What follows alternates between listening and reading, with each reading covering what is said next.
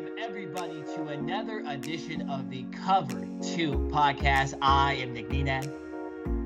And I'm Jared Smith.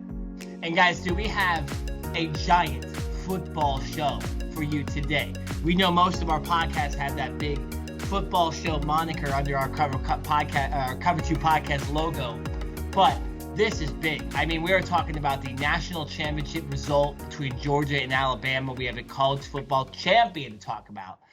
And it's a new one. First time in 41 years, the Georgia Bulldogs got it done.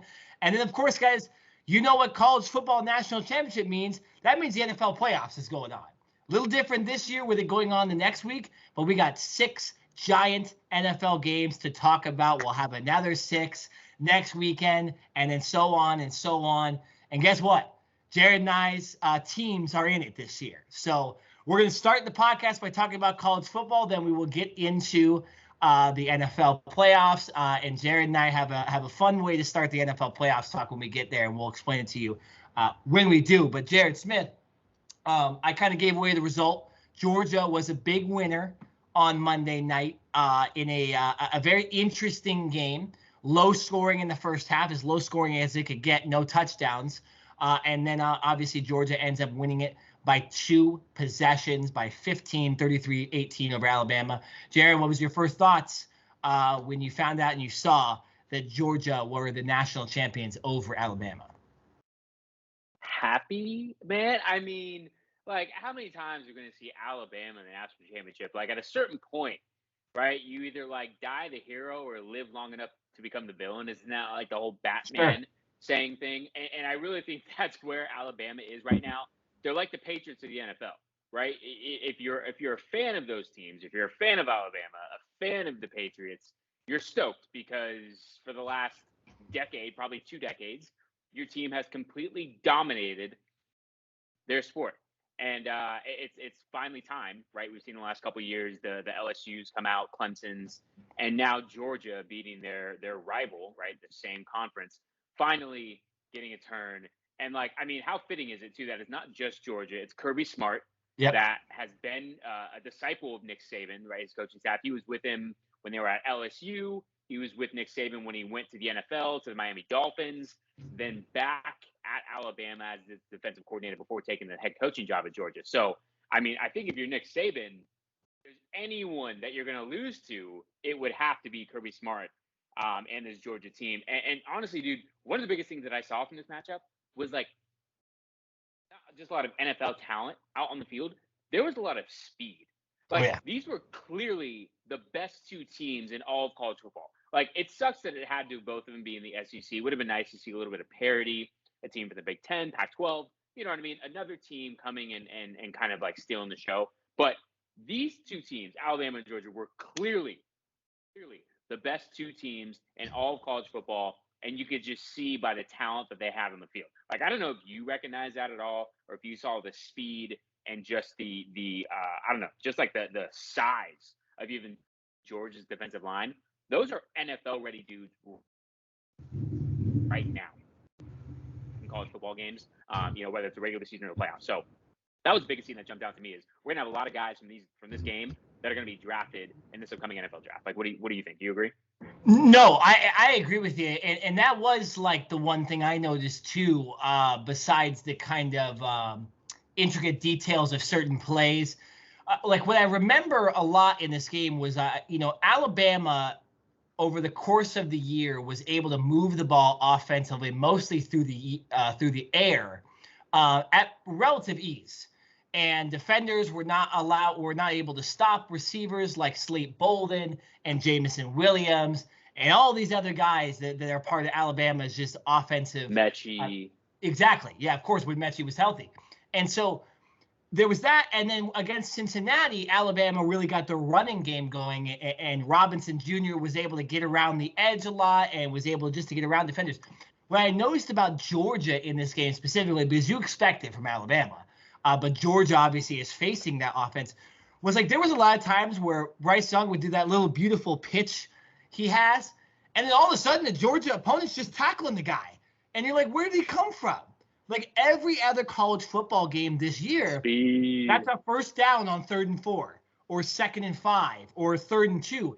And a lot of times, all of a sudden, Alabama was just stopped, right? And it wasn't like Bryce Young was making a mistake, and it wasn't like the offensive line was making a mistake.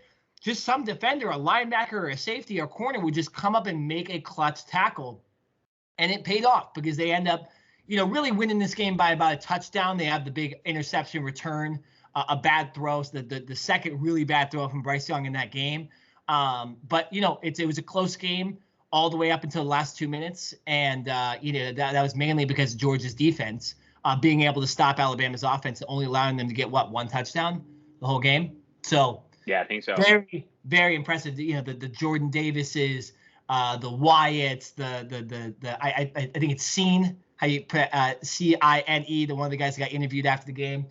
Just monsters in this game, and it was really fun to watch. And credit to Alabama's defense too; they really made Stetson Bennett and that offense look real stupid in the first quarter by not gaining any yards the whole time. So very, very, very fun defensive football game to watch. But Jared, I agree with you 100% about the speed in this game and just the clutch plays by both defenses. All right, let's talk about Bennett for a minute, because I think this is one of the first times ever that we've had a walk-on quarterback lead a team to a national championship. Especially in today's college football, right, where you got the transfer portal, you got these 5-star players switching teams left and right. You know what I mean? If they don't win the job in the offseason, they're gone, right? And I understand it to some degree, but I think some guys just don't have any fight in them. It's I don't want to fight for a job. I just want to know that I have it. And so to see the Stetson Bennett kid, right, who at one point almost did the same thing, right? He walks on to Georgia. Georgia then signs Justin Fields. And so Stetson Bennett's all right, obviously I ain't playing there. Leaves, goes to a JC, I forget where, then comes back after Justin Fields leaves, and he ended up transferring to Ohio State, right? Justin Bennett, he then has to battle for the job. I think that's when JT Daniel came in from USC. Battles, ends up winning that job, partly because JT Daniels got injured, but still. And, so I think it's just really cool that basically it's comparable to an undrafted rookie in the NFL, right? This guy was a walk-on. And you just don't see that now, right? He's 5'10", 180 pounds. And then he's going up against all these monsters. You look at him walking off the bus, or even when he puts his shoulder pads on, compared to the Georgia defensive line. And it's just, he doesn't really look like a football player, right? And at least most dudes nowadays, they just look like football players. This guy, you can be walking down the street and you have no idea who this guy is. So I thought that was cool from Georgia's standpoint that, hey, you pay your dues, you kind of, you keep fighting, keep battling, and eventually that pays off. So I thought that was cool, for Georgia to win with essentially a guy that not many schools wanted and didn't really have many offers coming out of college. Sure. No, I 100%. I mean, you're right. It was a great story. I'm just trying to think of another guy like this that's able to win a national championship and to win a national championship against an unbelievable juggernaut franchise in Alabama. I mean, even leading up to the game, I remember seeing Nick Saban do his pregame interview that he does with SEC Nation. Dude, he's laughing. Nick Saban's laughing on the field about how the weather doesn't matter because they're in the dome, and all the guys that they're part of the SEC were you gotta be kidding. Tim Tebow's you gotta be kidding me. He's not even scared. They're gonna win by 20. Right. And so for this guy to come in there and beat that team and that defense and Will Anderson and all these guys, really, really impressive and a great moment. And although it looked bleak and there was a lot of guys calling for JT Daniels to come in that game in the second quarter, unfortunately, I watched it a lot later in the night. So I wasn't able to follow Twitter or anything. I had to shut off my phone for most of the night. So I wasn't able to follow the game live. I saw after that a lot of people got crap for telling people to take Stetson Bennett out. But Jared Smith, I would have done it too in that first half, man. You know me, I'm a JT Daniels fan. He beat up on my brother in high school, not literally, but figuratively on the football field multiple times. And so I got to see that guy personally. I also got to see Bryce Young, which is kind of funny. Same high school. Both murdered my brother in every game they played, which is kind of funny. But yeah, no, great moment. And for Stetson Bennett, he'll never have to pay for a beer again in the state of Georgia. Yeah, no, listen, the dude could forget about the NFL, right? He might get drafted the 4th, 5th, 6th round. Maybe he goes undrafted. Maybe he tries to be a journeyman, backup. I don't know, make a couple million for like per year for 10 years. But like this dude, you're right. He's never gonna have to buy beer ever, right? He's gonna get like free tickets to Augusta, the PGA tournament every single year. Like this guy he's set. He's absolutely made it. Like he can do whatever he wants. He can go back and be a coach, right? I think he has another year of eligibility, so he might actually come back if he wants to. I'm not sure, but yeah, I just think it's cool because, like I said, especially going up against an Alabama defense, you just don't see it that often. To where a guy that was not highly recruited at all comes in and beats a Nick Saban Alabama defense, right? And then you pointed to Nick Saban. I think it's interesting because I think the older you get, the kind of softer you get, right? I think if this was like 6, 7, 8 years ago, Nick Saban would like barely crack a smile. Like it would take winning a national championship and him hoisting the trophy to get some type of smile, like some type of like gratification, like, oh yeah, we did this, right? So to see Nick Saban smiling before the game and then even smiling like after the game when he's talking to Kirby Smart and congratulating the Georgia players and all that stuff, it's interesting to see how, father time has even affected him. We always say that about players, but it's interesting how coaches and especially Nick Saban has taken that. If I'm in my head, I'm thinking Nick Saban is using this loss as fuel for next year. Obviously, he's going to have like a top 3 recruiting class. We all know that. As long as Nick Saban's the head coach at Alabama, Alabama will have a top 5, probably top 3 recruiting class, right, forever. So to me, I think this is just like, not that you ever want to lose a game, but if you are to lose, I think this is just bulletin board material and fuel for him to be like, all right, guys, like come back next year. Like y'all haven't won shit. If you want to go to the NFL, cool, congratulations. Next man up. What are you guys going to do? You know what I mean? So that's how I look at it. I would probably be more scared of Alabama next year than I would be this year. Of course. I don't have the statistics up here of years they've lost the national championship and gone back, but they're always on the cusp of the top 4 every year, and whether it's either a loss to Auburn or a loss that second to last week of the season or a loss in the SEC championship game that's made them not get in. If you look at it every single year, this team has a chance to be in the national championship, which is pretty crazy. Interestingly enough, looking at next year, I had already pulled this up before you even were talking about it, but okay, so, obviously Alabama and Georgia both play the SEC schedule. There's going to be 9 of those games. But besides the SEC schedule, Alabama has a big game at Texas next year at the beginning of that season. I don't think Texas is going to get in here and beat Alabama, but you never know, right? You get an injury to Bryce Young, maybe a backup quarterback in there, maybe there's a possibility. And Georgia, they actually opened the season, interestingly enough, with Oregon at the Mercedes-Benz Stadium in Atlanta, Georgia. That's where the Falcons play. That game will be against Dan Lanning, who was the defensive coordinator in the national championship today. That's right. Monday. Yeah. So, but besides that, they got games against Samford, Kent State, and then of course the SEC schedule. So it's not like these teams have or who am I trying to think of, like a Michigan or Ohio State to start these seasons in those first couple games. They're really playing the SEC, which is always difficult. And I think both their opponents to begin the season, the first 2 weeks, are relatively beatable as well. So I wouldn't be surprised if these teams get back in there and are close to the national championship again next year. But yeah, Alabama, they lost. So you almost I almost want to place a bet right now. Now the interesting thing, I did want to say this before we transition off to the NFL. All those people out there that bet on Alabama for this game, and I know Alex Silva, one of our colleagues, had a comment about how the betting line went toward Georgia to win the game. I'm telling you, every single pundit and person on Twitter, whether you know what you're talking about or you don't, was saying Alabama is an easy bet, the plus 140 or whatever the hell it was, plus 2.5. And I remember telling people when Georgia did what they did to Michigan, I placed money immediately after the game on Georgia. I was like, they won. Now, in the first half, when they had like 1 yard over their first 3 drives, I was like, damn, I'm really going to have to pay the piper twice this week because I already got the Colts and the Chargers wrong. And where you guys saw the video on Twitter.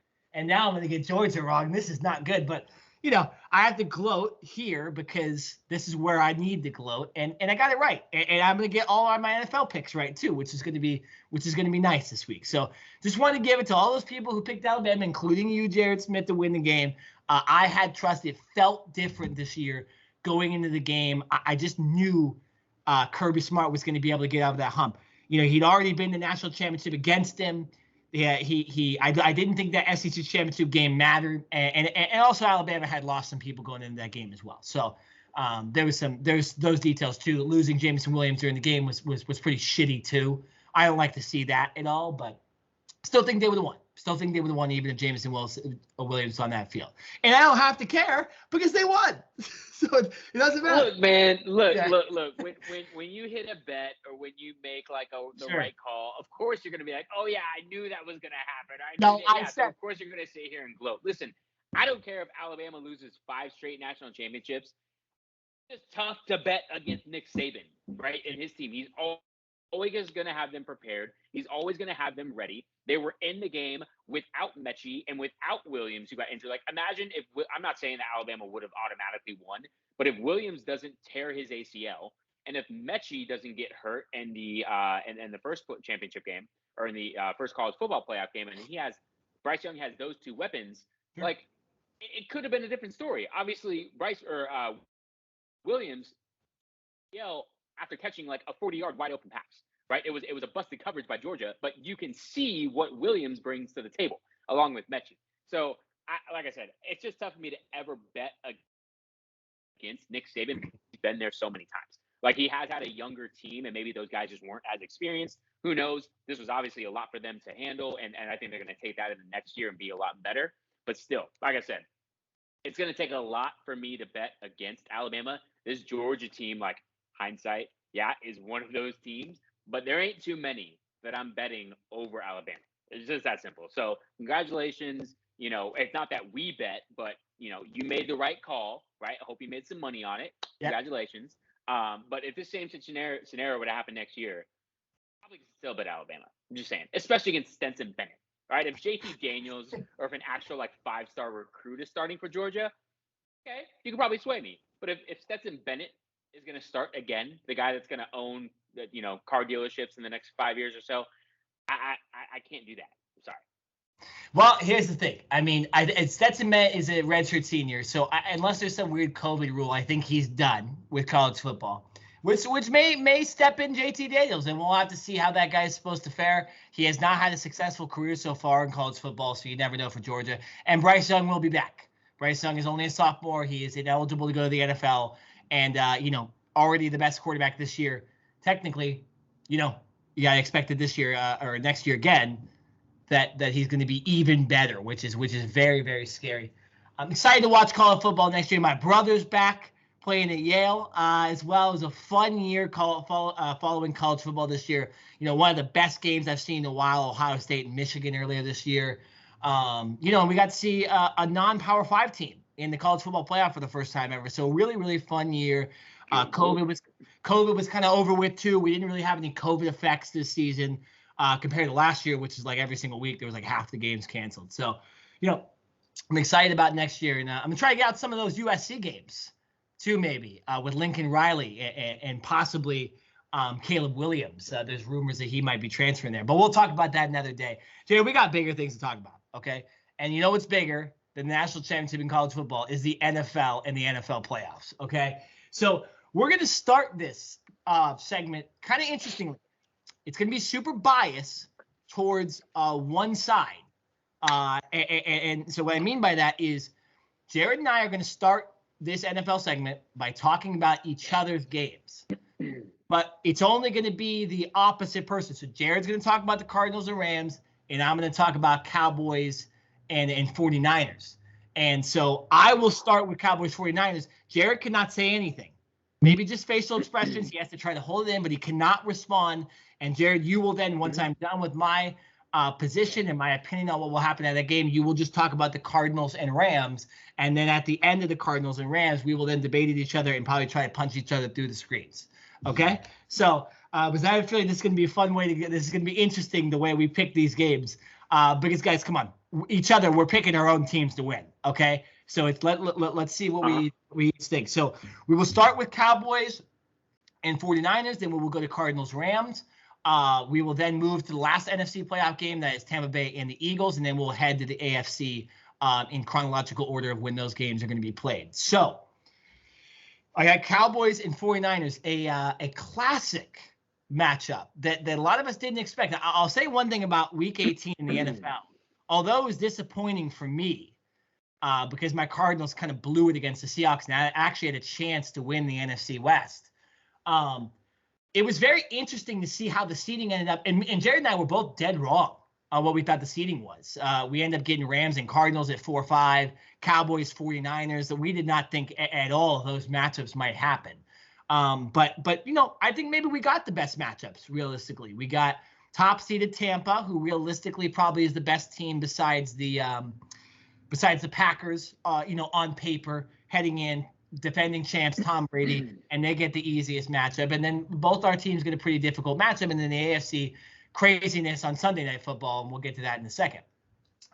So Cowboys and 49ers. You have a team that runs the hell out of the ball in the San Francisco 49ers, has a questionable quarterback, pretty solid defense. And we were saying before or last week that the 49ers, we believe, can beat any team in this playoffs. I think playing the Cowboys, that still applies. But let me just get into the scenarios really quickly. You have the Cowboys who lost to my Cardinals 2 weeks ago, a down game for them because they were really riding high, and then they lose to my Cardinals, who are a playoff team, so not the worst thing in the world.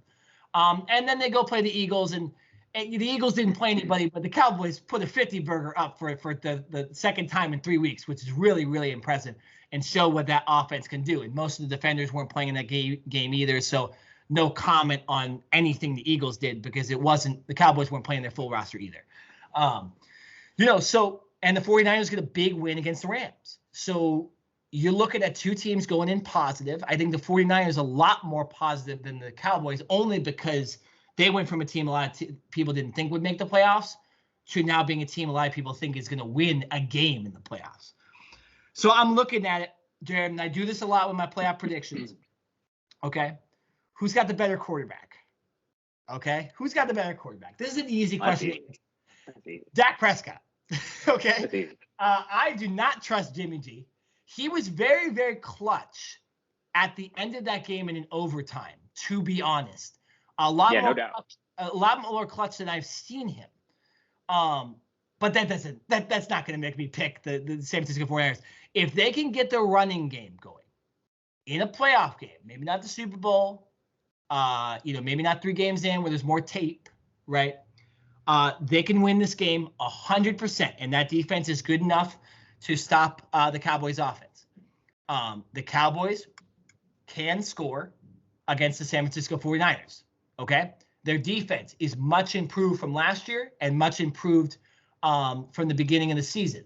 Micah Parsons is saying in his interviews that he is ready to go. His little COVID break actually refreshed him. The rest of the defense is healthy. I think they're waiting on Javon Curse, so we won't know because we're recording right now on whether he'll play. That'd be a big loss, but nothing that the Cowboys can't handle. So I'm looking at it, and quarterback play goes to the Cowboys. The running game absolutely goes to the 49ers, and I think the passing game goes to the Cowboys.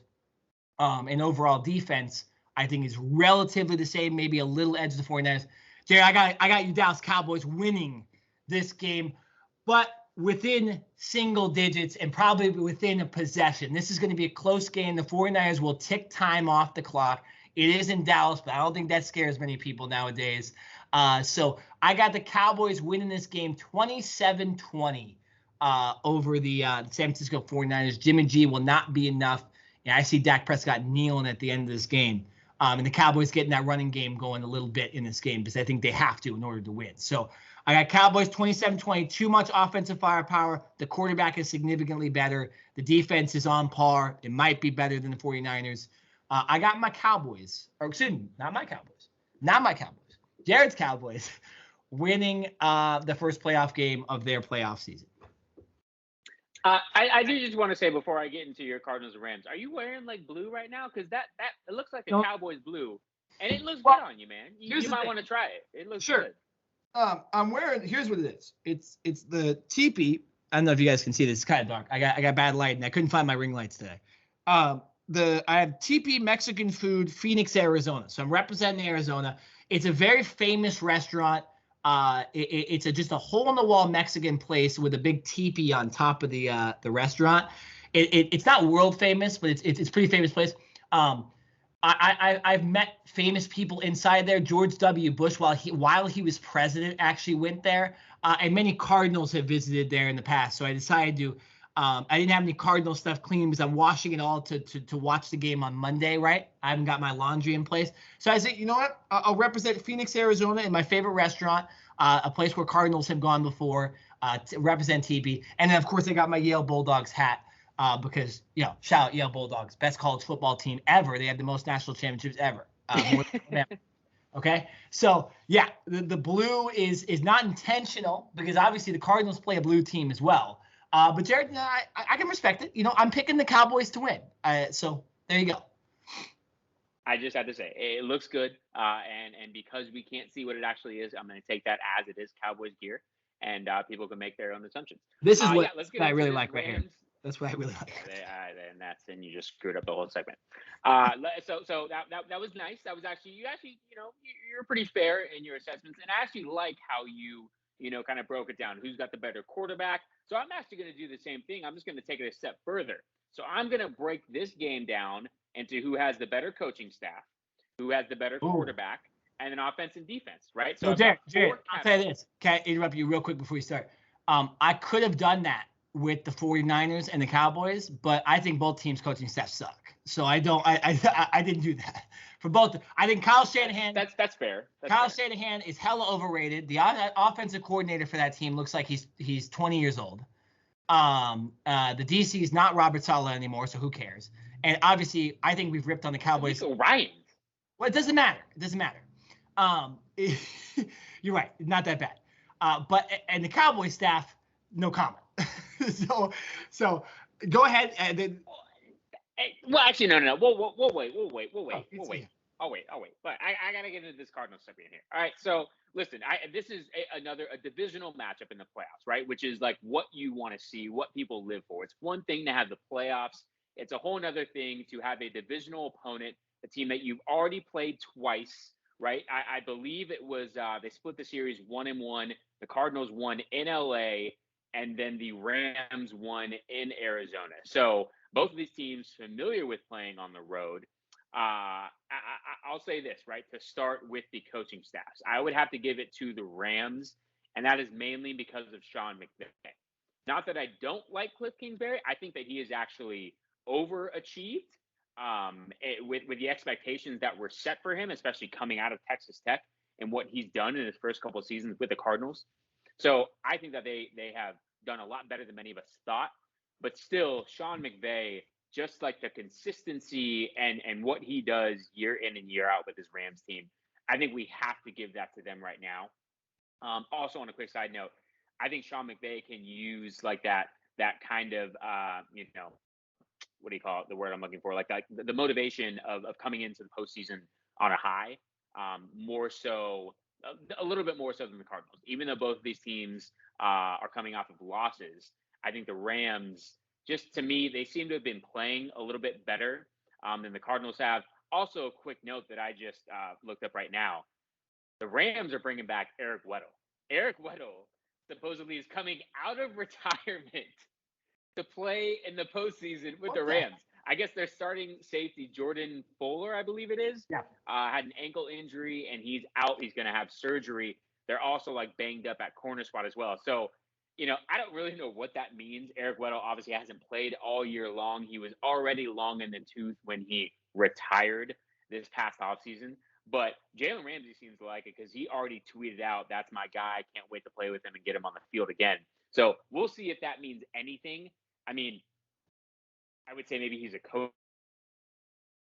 on the field, a lot of offenses before, but I don't know if he's going to be able to keep up with this fast pace of what the Cardinals are going to bring. So from an offensive standpoint, Now, I think this is pretty close to head-to-head, right? I would give the quarterback matchup to Kyler Murray. I think he's playing, a lot better, and I think he's just a better quarterback than what Matthew Stafford is. But when you look at both of the talent and skill positions that these teams have, I think it's pretty close to even, as well as the offensive lines. So that one I'm actually going to give a wash, right?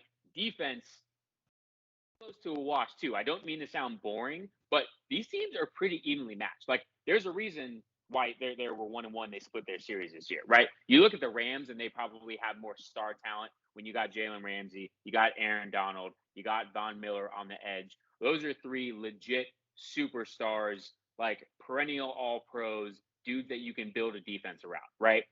On the Cardinals side, obviously you've got JJ Watt potentially coming back. That'll be big news, right? And then why am I blanking on the safety? Who's the safety? Budda Baker. Number 3. Budda Baker. Probably one of the best, most underrated safeties in the league, right? Like, the guy could start on any team right now. And I don't think he gets the recognition that he deserves. So what he did to my Cowboys a couple weeks ago put me on notice. So that's a guy that I'll be watching from a defensive standpoint. If this game were played on paper, I would give it to the Rams, but it's not. So I'm actually going to give the defensive edge to the Cardinals. I think they play better team defense. Individually, like a one-on-one matchup, Aaron Donald going up against a center or a guard. Yeah, Aaron Donald all day long. Jalen Ramsey going up against one receiver. Jalen Ramsey the majority of the time.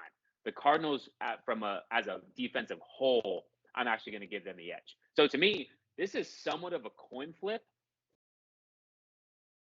I think I have to go with the Rams just because they're at home. Don't mean to piss you off. Oh, man. It was going so well. It may not have to do with also the Cardinals just beating my Cowboys a couple weeks ago. And if I'm being honest, I actually want the Cardinals to win because I want Dallas to somehow, some way play the Cardinals again in the playoffs. I don't think it would be in the second round. I think it would have to be in the championship round, if I'm not mistaken. I'm down for that, Jared. But I'm down for that. I actually want the Cardinals win. So don't mistake me picking the Rams because for some you think I like the Rams or something like that. I just think them being at home and because these teams are so evenly matched, I'm giving them that like home field advantage tiebreaker. Maybe, the Rams force the Cardinals into a couple false start penalties or delay games or something like that because of the crowd. If it was in Arizona, I'd probably lean Arizona's way. So I'm going with the Rams. I think it's going to be a close game, 27-21. It'll be within a touchdown. But yeah, I'm going with the Rams because they're at home. But like I said, I want revenge. So you can bet that I'll be rooting for the Cardinals, but I'm picking right now with my head, not my heart. My head says the Rams. Jared, I'm telling you this right now. I did not want to play the Rams in the first round. Okay. And so we're at the segment now where all bets are off. We can say whatever we want to each other about the games, and we'll each give our opinions about what we think is going to happen in the game. I did not want to play the Rams. What was more disappointing about our loss, last week was that we had to play the Rams in the first round. Like, the Rams are a great team. Okay. They didn't put the whooping on us on that Monday Night Football game, but they definitely were the better team the whole game. Obviously we got a little bit of luck to make the score look a little bit better, but besides that, really we didn't have much of a chance in that second half to win that game. And the first game, we won. So, but we've regressed a little bit as the season's gone, and teams have figured it out. We've kind of been hampered with injuries, and we haven't been healthy, and we haven't been able to figure out like a clear way to win at home. So a positive is that we are traveling to Los Angeles. We are here in our hometown on the road where we're like awesome. I'm kind of excited about being the fifth seed only because I think that like we might have a couple road games here heading into the championship. But I'm going my Cardinals to win the game. Because right. I think I'll go with what you said. It's the quarterbacks. I know Kyler Murray makes mistakes here and there, but I do not trust Matthew Stafford. I think Matthew Stafford is highly overrated as a quarterback. He's clearly come in with better weapons than he had in most of his time in Detroit, minus the Calvin Johnson days.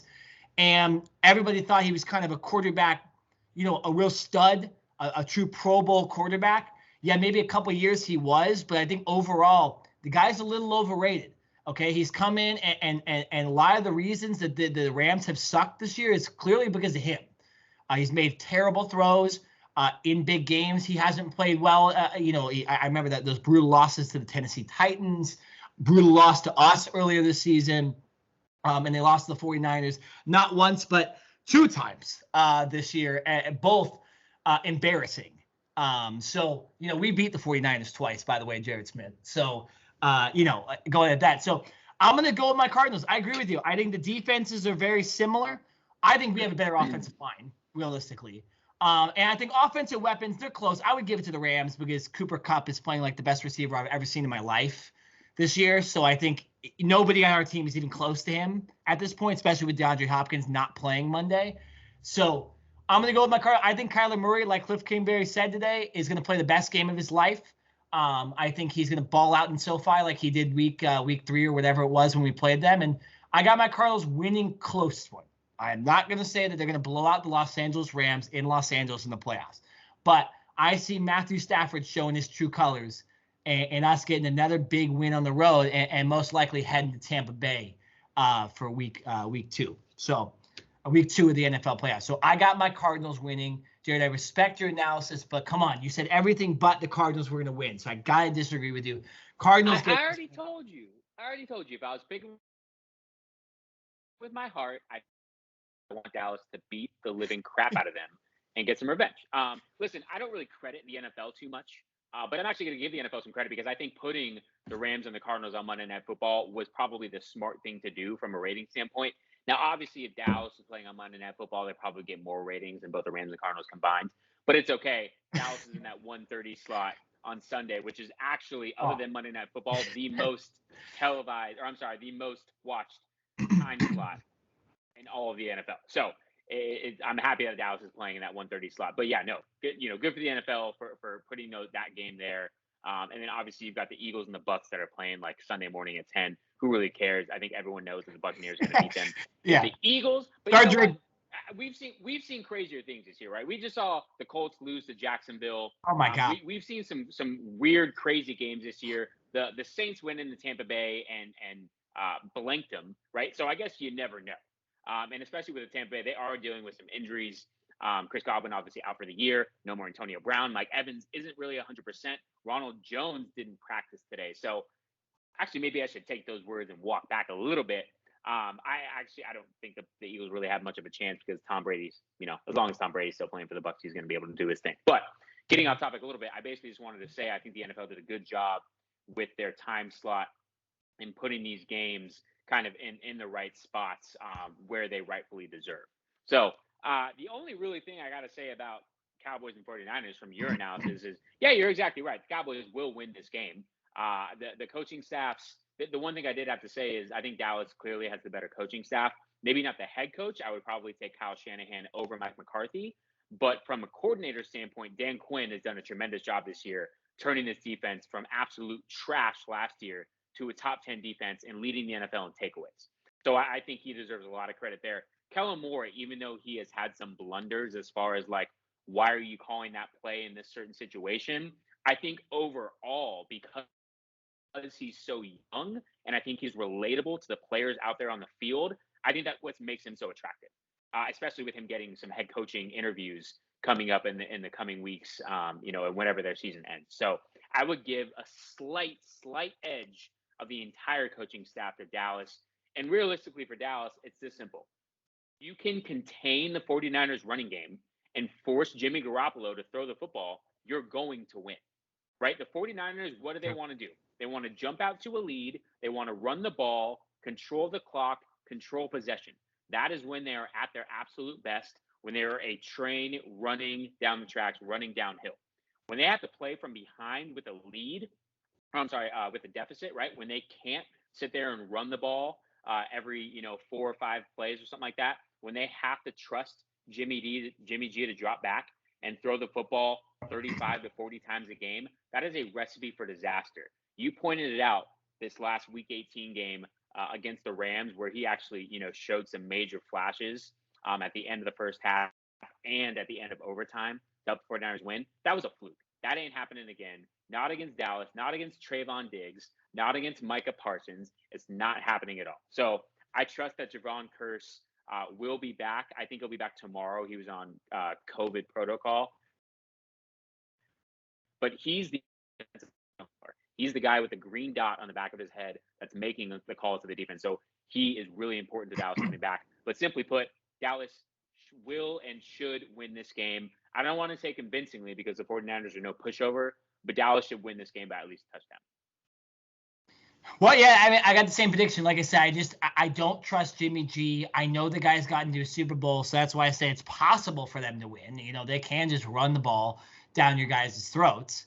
But, you know, it's just I got to go against Jimmy G. And looking at the stats, too, the Cowboys are about middle of the road as far as rush defense goes.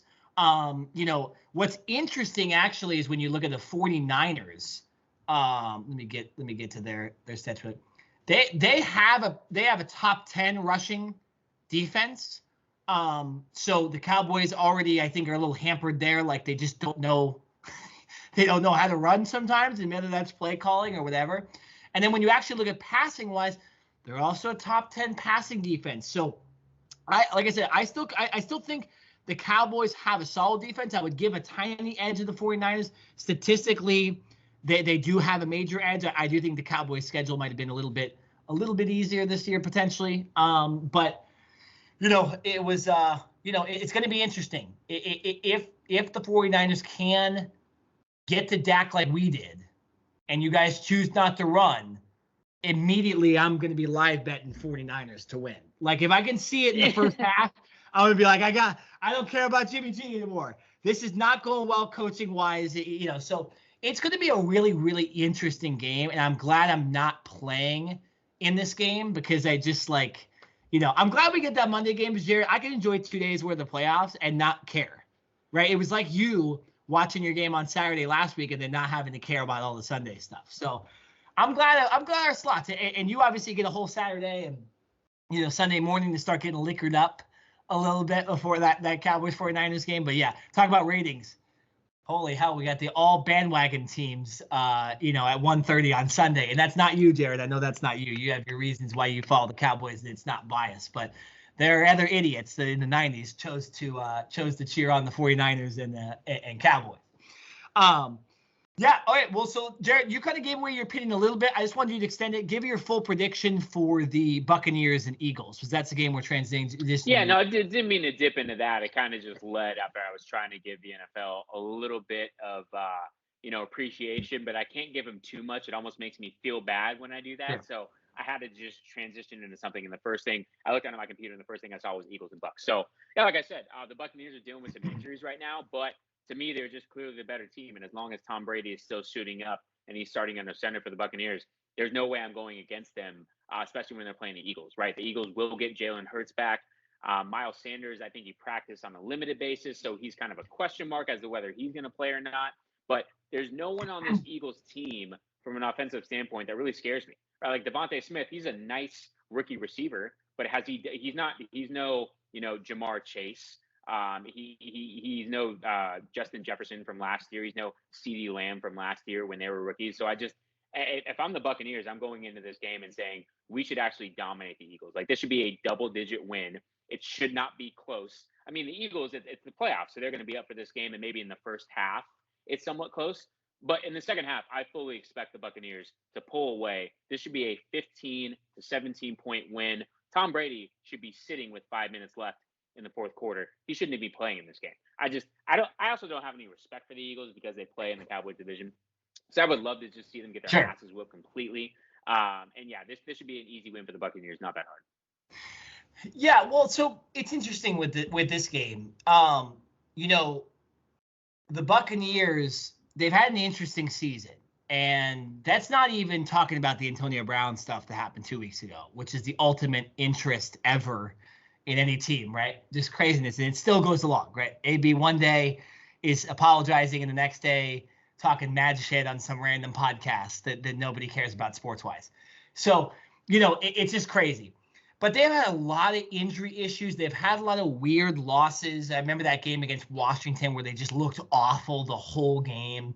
And they're still banged up, right? And so you wonder if Tampa's head is there, if they're mentally ready to get into the playoffs yet. I know they have the ultimate quarterback, right? But if he doesn't have all his weapons, he already lost Antonio Brown. He's lost Chris Godwin.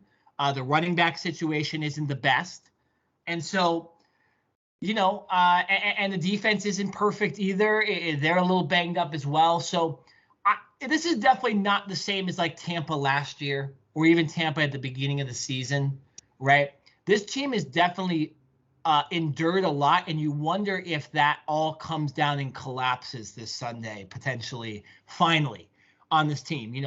Again, you have questions about the coaching staff from last week, like Jerry was talking about. Are they making players play when they're hurt? I think now we believe more the coaching staff of the Buccaneers than Antonio Brown, but who's to say that something didn't weird happen and they're forcing guys to play hurt and stuff like that because they're so banged up. So it's going to be interesting. Again, Buccaneers are clearly better than the Philadelphia Eagles, but the Eagles are one of the hottest teams in the NFL, and the Buccaneers are not. They're not bad, but they're definitely not one of the hottest teams heading into the playoffs. They're kind of just a good team that ended up 13-4. They had some struggles this season, and near the end of the year, and even struggled in that last game against the Panthers most of that first half. So I obviously am going to go Buccaneers, and I'm going to go Buccaneers by 10. I'll go 30-20 in this game, but here's the way the Eagles win. Jalen Hurts needs to use his legs, and they need to keep the ball out of Tom Brady's hand. It's as simple as that. If you can do that, you have a chance to win. Miles Sanders is playing really well. Boston Scott's playing really well for this team at running back. And Jalen Hurts is playing out of his mind the last couple of weeks. And, this team was dead in the water. Once they got killed by the Cowboys on that Monday Night Football, I thought their season's over. And now they're sitting here and clinched the playoffs 2 weeks ago. So I'm gonna go Buccaneers by 10. But I could see this game being close, like the Washington game last year. I think that sometimes you get these weird matchups where maybe we see with the way this Buccaneers season is gone, maybe it goes a little negative this Sunday, I believe. Yeah. So interesting game. I'm down for it. Jay. Here's really quick before we get into the Raiders Bengals. Here's the way that the Eagles win. There is no way. They don't. Let's move on. Raiders Bengals. Okay. God, speaking of teams we didn't expect in the playoffs, right? Raiders and Bengals. I mean, one team went from not making it to being the 5th seed and passing up the Patriots somehow in the standings.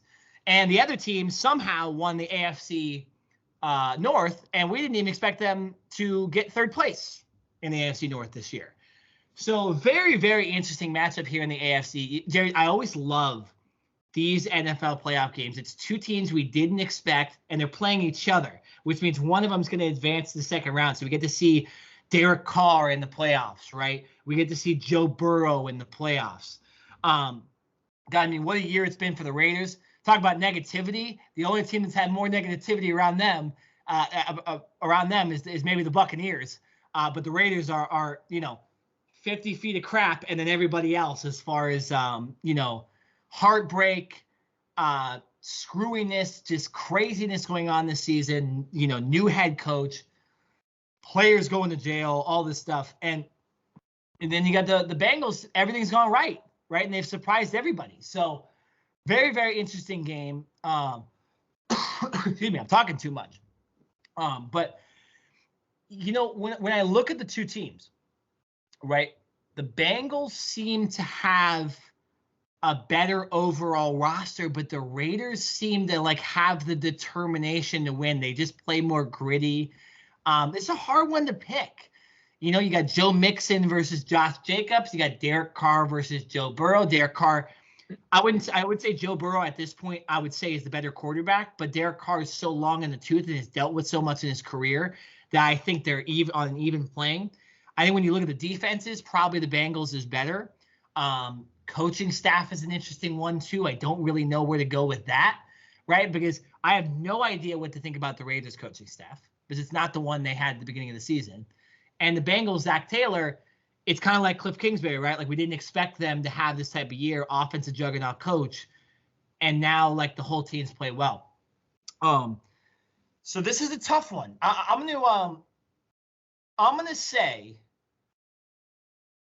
that the Cincinnati Bengals get this one done. It's a tough one. This is the most pick 'em out of any of the games. I think the Cincinnati Bengals get it done. I don't like that 5.5 point favorite from Vegas and for a betting line. I think this is a very, very close game. Who says it doesn't go to overtime like every game the Raiders have played this season? And I think it's going to come down to the Bengals winning it, maybe even at the last second on a field goal. This is going to be a very close game. But I just think the Bengals are a little bit better, so I'm going to go with them at home. At home as well, cold weather. I'm going to go Cincy. Very close. If I had to pick a score, it's 24-21, Cincy. I agree with you. I think this is easily the closest matchup of the entire, wild card playoffs. Yeah. I think you can maybe make an argument for the Bills and Pats, but you're right. Like these two teams, Derek Carr, even though he's 30 and he's been in the league for 6-7 years now, I still look at him as like a young quarterback because I think this is Derek Carr's first start in the playoffs, right? Like he's one of the oldest quarterbacks to get his first start in the playoffs. So for him, this is some new unfamiliar territory that he hasn't been in. Like this type of pressure is different than just a regular season and trying to lead your team to a winning record. So that's a whole new ballgame for him. The Bengals right now, the reason why I'm picking them and I'll be a little more confident is because I think they're just rolling and playing a lot better, especially offensively. Like the Joe Burrow and Jamar Chase connection is unreal. Like what Jamar Chase did to the Kansas City Chiefs a couple weeks ago was flat out like unheard of. Like we haven't seen that since like Randy Moss, right? So if I'm the Raiders, you stop the Bengals by doing one thing, like make Joe Burrow pass to any other receiver besides Jamar Chase, right? Because even though they have T. Higgins and Tyler Boyd, who are very good, very respectable receivers, they don't have that yards after the catch that Jamar Chase does. Like when he catches the ball, he's not looking to go out of bounds.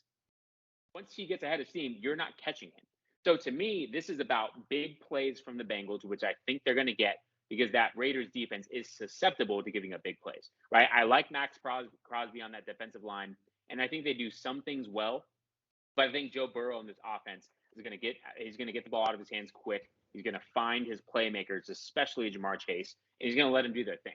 So to me, this one I think is a little bit easier to pick. The only reservation I would have about the Bengals, to be honest, is their defense. I think sometimes their defense can be a little suspect. I wouldn't say that it's like, an elite group that's going to go out here and hold opponents to under 20 points.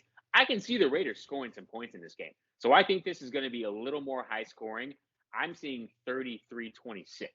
That's my final score. I think the Bengals win by a touchdown. But like I said, the Bengals just have too much firepower. And unfortunately for the Raiders, a crazy year with a bunch of ups and downs. And like you said, a team that really not many people, unless you were a Raiders fan, imagined being in the playoffs. Great for them for getting in, but the buck stops here.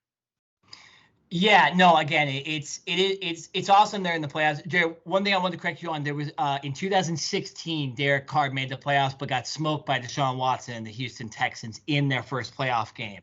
So for real? They were 12 and I think it was 12-4 team or something like that, and they ended up getting killed in the first round. So, it was he has played a playoff game, but not that much of it because he played terrible and yeah, it's 8 years in the league for Derek Carr so far. It doesn't seem like that long, but yeah, 30 years old, first playoff game. I'm giving it to Burrow. So, another thing too, I want to say about this game really quickly, and we'll move on. This is not the same Bengals that were in the playoffs last time they were in the playoffs. There's none of them. None of the dirty moniker on them. No more Vontaze Burfict. No more Pac-Man Jones. No more knocking Antonio Brown's head off during a playoff game. No 15-yard penalties here and there.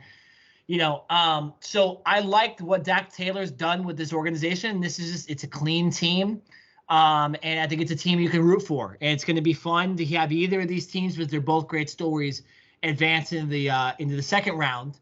And play either New England or Buffalo or Kansas City, most likely in this or Pittsburgh. So gonna be fun. All right, Let's move on to, so chronologically, we have New England and Buffalo, round 3, much like Cardinals and Rams. You have another division matchup here, one that's been super interesting to watch the whole season. We saw that crazy wind game with Buffalo and New York that wasn't even really a football game, right, where Buffalo, barely could score, and New England ran the ball all but like 3 times during the game, and New England gets a win, and Buffalo beats them later in the season and really takes over. And New England has kind of fell into the playoffs, whereas Buffalo has really played well. So, Jared, what's your take first on New England and Buffalo in Buffalo? I mean, first of all, the first matchup that was in Buffalo between the Pats and the Bills, that was a football game. It was just from the 1950s. We're not used to seeing that because of the offensive firepower, the fact that teams throw the ball 30, 40, 50 times a game now. So I'm looking right now. The weather is showing 3 degrees. It's going to be cold again. Now, I don't know if the wind factor is going to play come into hand, and that was in that first matchup in Buffalo. That was the main reason why the Pats only threw the ball 3 times, was because of the wind more so than the actual chill factor. So if the wind is anywhere near what it was in that first matchup, I'm picking the Patriots again, no matter what, because the Patriots proved that they can run the ball against this Buffalo Bills defense when everyone and their mama knows that the Patriots are going to run it. Like, the Buffalo Bills stacked their defensive line and still couldn't stop the Patriots. So if I'm Bill Belichick and I'm Mac Jones and I'm offensive coordinator Josh McDaniels, I'm kind of coming in with that similar playbook, saying, yeah, we may throw the ball more than 3 times. We may have to throw it on a 3rd and 8 or something like that instead of just running the ball. But if I'm the Patriots, I'm running the ball 25, 30 plus times, right? I'm saying Buffalo cannot stop us when we run the ball. That controls clock, right? That keeps Josh Allen and that potent Bills offense on the sidelines. And I think that is a huge way for the Patriots to win this game. So I don't know why, man. I like the Patriots. Like, you're right. I think they're kind of stumbling into the playoffs. I don't think they're coming in hot. And really, it's not about the best team on paper. It's about the team that's coming in with the most momentum, right? The team that's coming in the hottest off of a regular season. So from that standpoint, I would have to pick the Bills if we were only going by that category. But to me, I think the Patriots just have the Bills number. And it's like I said, because it's going to be very cold, potentially 3 degrees, if the Patriots can run the ball with any type of success like they did in that first matchup, I just don't see how the Bills, honestly, if they're tough enough. I don't think they have that manpower up front to be able to control the Pats run again. This is an interesting matchup. I have to disagree with you, though. I think the momentum factor really is going to play a part in this. I know that one team has Bill Belichick as a coach, but one team's quarterback sucks, and the other one's one of the best in the league. Okay, and that quarterback that sucks but Jared, he's the reason they're not playing well. The fact that guy can't go in and manage a game and control a game, right, reminds me of Jared Goff, Jimmy Garoppolo, but actually lower than those guys in a lot of ways. I mean, he's also a rookie. Like, come on, Jerry, that matters. But we're talking about this playoff. We're not talking about 3 years from now. We're talking about this year. I think Buffalo 100% wins this game. This isn't an easy pick. Now, do I think it's going to be a blowout? No. But I think this will be a low-scoring game. I don't think the Patriots will be able to score that much. I see a lot of field goals, similar to the national championship game.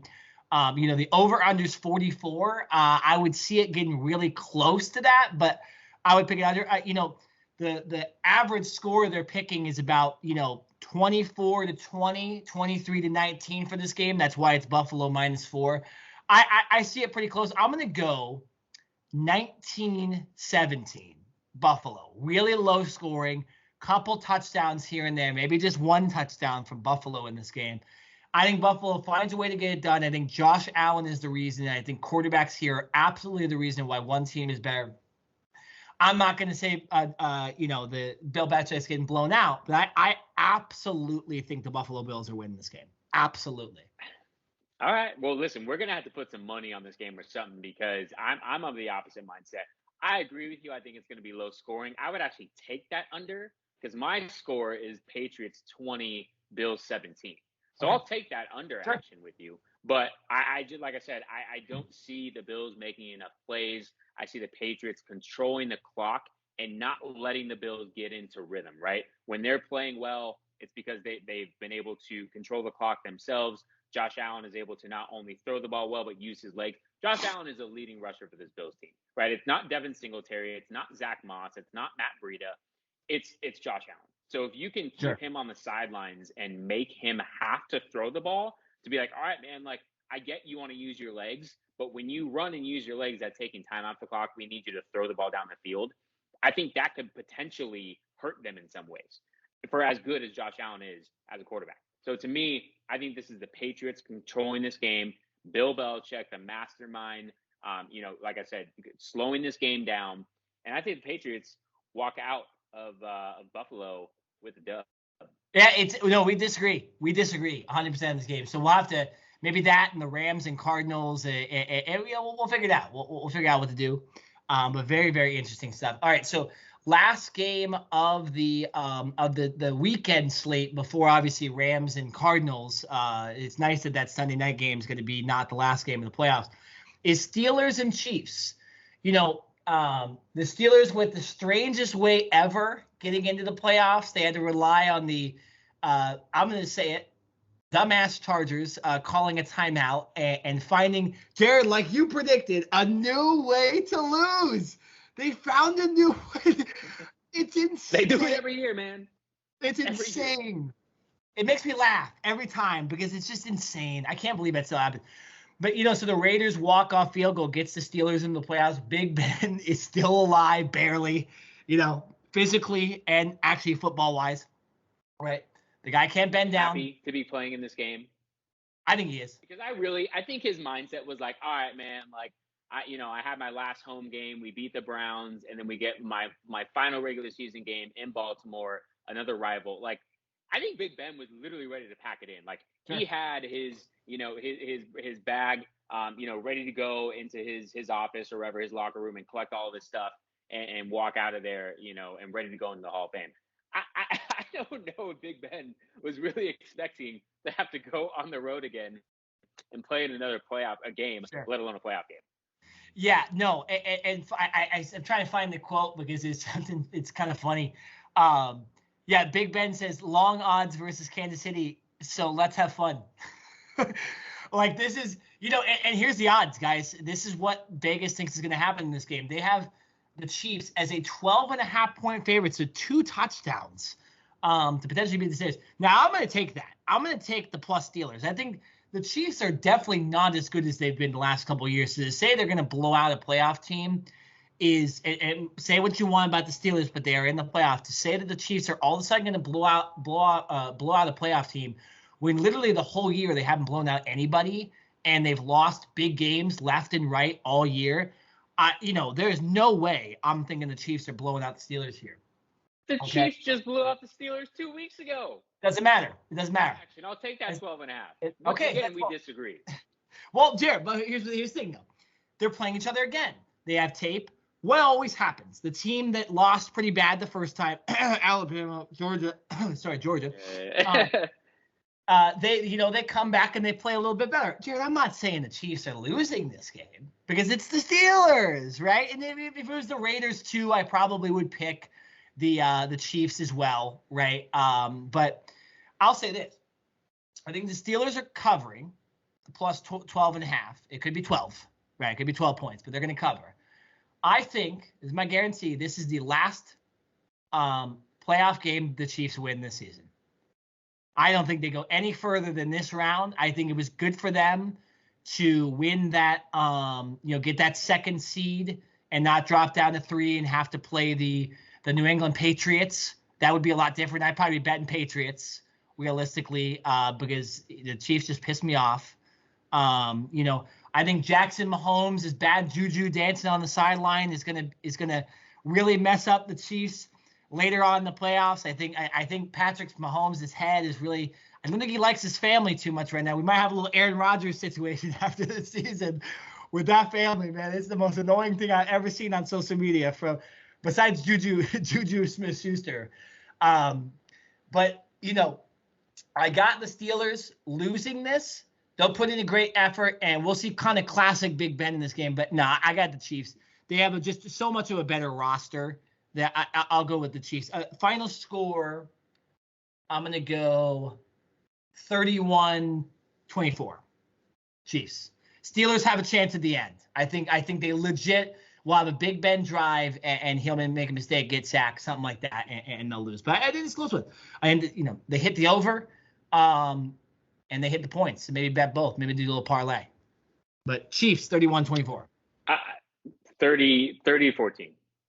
Chiefs, this one it's brutal. It's not. Listen, man, I just Big Ben, man, like he's not what he used to be, man. It's sad. Like it's tough to watch Big Ben play. Like you can just tell his body is just broken down, and just mentally, I don't think he's all there. Like when you know that you were on the verge of retirement. Like there is no playing next year. So like maybe that is some motivation for him and his teammates to go out there and want to win one for the old quarterback, right? But like you can just tell, man, like he's kind of checked out. And like I don't blame the dude, because if I had the body that he did and I was as banged up over the years as he was, I just like, how much do you have, right? And you're going up against the young juggernaut team in the Chiefs, and you just mentioned, right? They haven't been the team that they've been the last couple of years, right? They've shown some chunks in their armor. They've been a little susceptible to things. But this is the playoffs. This is a whole new year. I trust Andy Reid, that entire coaching staff, and Patrick Mahomes way a hell of a lot more than I do the Pittsburgh. The only person on Pittsburgh that I trust is head coach Mike Tomlin. And unfortunately, he's not lacing it up, right? He's going to have to rely on the rest of his team. Sure. TJ Watt, I trust as well. Yeah. Because more than likely he'll be the defensive player of the year. So unless TJ Watt gets like 3 strip sack fumble recoveries for touchdowns, and like the Pittsburgh defense scores, 2 touchdowns or something like that, I just really don't see much of a way that that Pittsburgh goes in here and wins this game. I think the Chiefs win this game relatively easy, and they go on to the second round. Yeah, no, like I said, I'm not picking Pittsburgh, but you know what, Jared, I liked was on social media last week or on Sunday. This was before they knew they made the playoffs.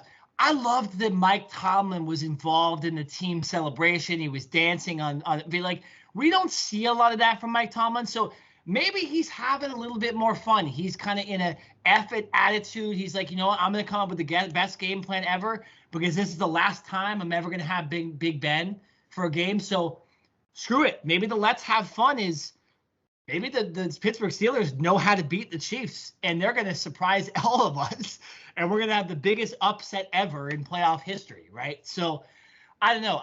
I do like what Pittsburgh's done the last 2 weeks getting into the playoffs. I like where Mike Tomlin's head is at.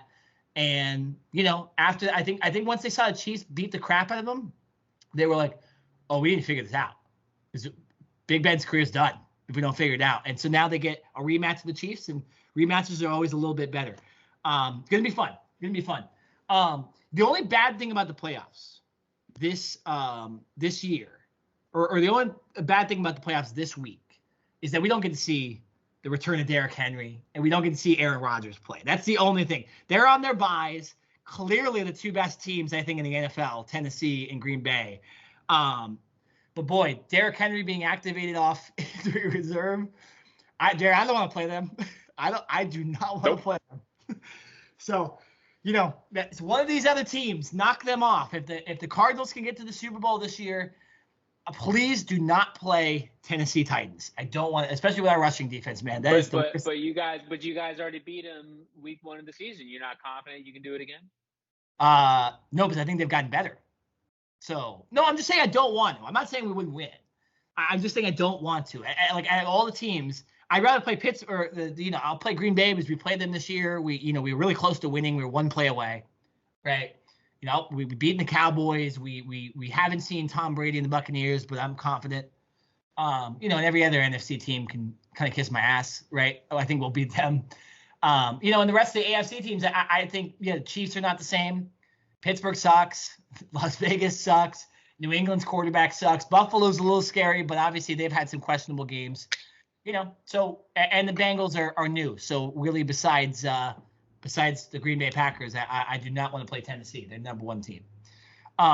So real quick, some injury kind of notes, some stuff coming into games. The Buffalo Bills have nobody on their injury report heading into this game. So just to let you guys know, it's another reason why I'm picking Buffalo. Nobody's hurt. Either players are on IR and we know they're not playing, or nobody's actually questionable heading into this game. So very, very interesting. Cardinals too. All 3 running backs dealing with ailments.